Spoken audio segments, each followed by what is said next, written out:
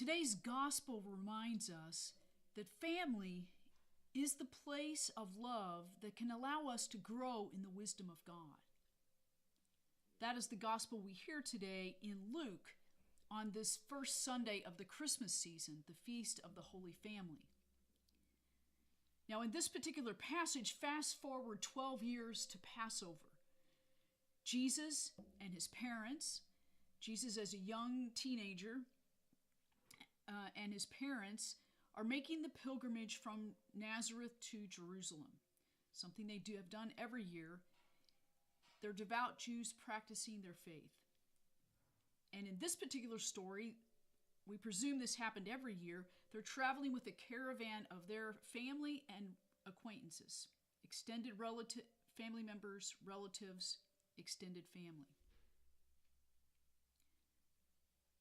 They are there for the Feast of Passover. The story then picks up when they leave. They go back to Nazareth. Mary and Joseph somehow lose where Jesus is. Somehow the communication did not happen between where Jesus was going to stay behind and the message getting to Mary and Joseph. That happens a lot between parents and young children, early teens, preteens, teenagers, even adults as children.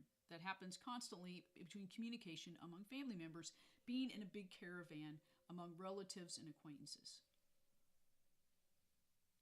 They spent 3 days looking for him and come to find him. They say, "Do you know what great anxiety this caused?"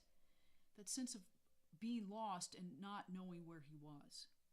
And Jesus being very calmly, this is the first time that we hear in the gospel that Jesus speaks who he is and what his intention is, because he speaks what his priority is.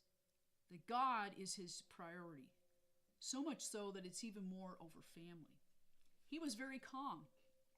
I'm here in the temple. I'm about my Father's business. Almost like, what's the problem? Okay. And then the story ends that Jesus is obedient, meaning listening to his parents and going back to Nazareth. And he grows in wisdom, and God has found favor upon him. And meanwhile, Mary keeps all these things in her heart, trying to understand, what does all of this mean? This week, in the midst of the celebration of Christmas, the birth of the incarnation, where the Word becomes flesh and dwells with us, let us be mindful of our families, how we define family, blood relatives, acquaintances, and those members that are part of our extended family that we call family.